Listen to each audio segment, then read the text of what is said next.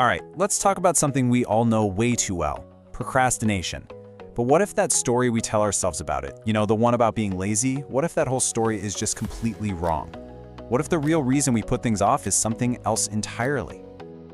Oh yeah, you've totally been there, right? That big, important task is just staring at you from your to-do list. You know you need to do it, you might even kind of want to do it, but for some reason, you just don't.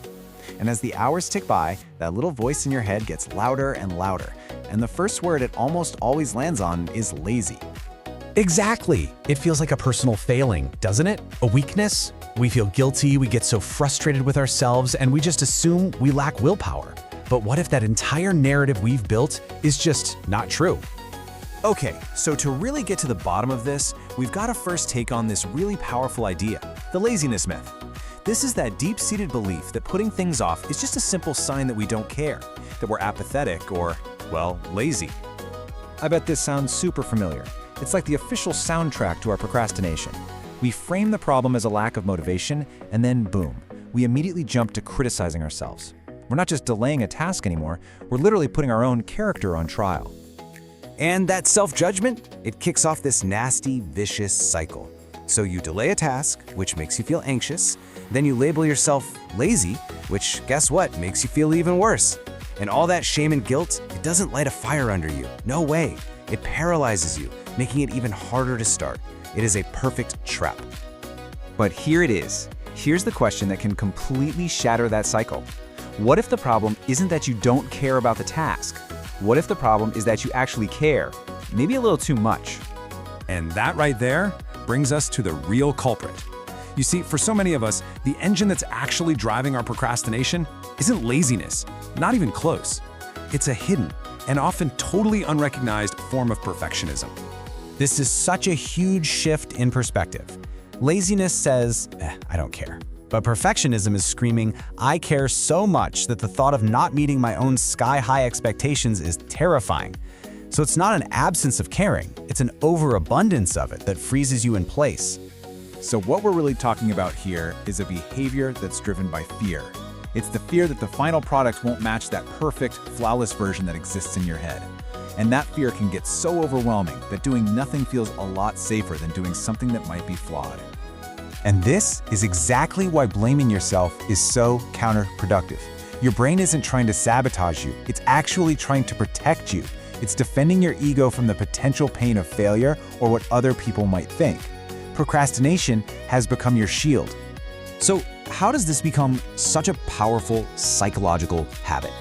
Why does this defense mechanism of avoidance feel so compelling, even when we know, deep down, it's just going to hurt us in the long run? Well, it all starts with what psychologists call all or nothing thinking. This has to be absolutely flawless or it's a total failure.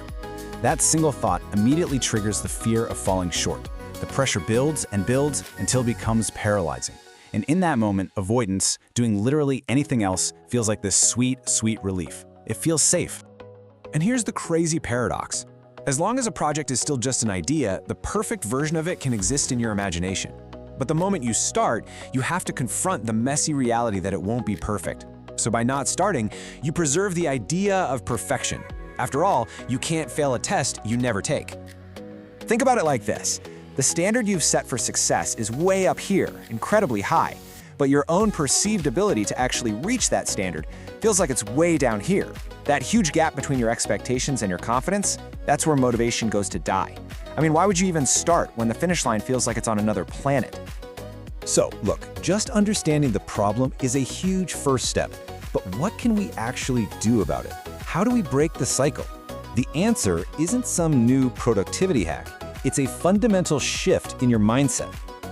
It all starts by seeing your procrastination not as a failing, but as a signal. It's your brain telling you that you're afraid, or that your standards are just too high. When you remind yourself that it comes from fear, not apathy, you drain all the power from that inner critic, and you realize that self-compassion is the true antidote. Berating yourself is like throwing gasoline on a fire. Being kind to yourself is the only thing that actually works.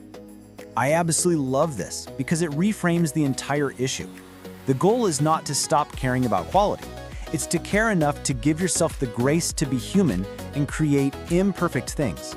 It's about caring more for the process than for some impossible, perfect outcome. And that leaves us with one final, powerful question to think about. What would happen if, just for your next task, you consciously lowered the bar from perfect to simply good enough? What if you aimed just to get it done, not to get it flawless? What might you be able to start and even finish today?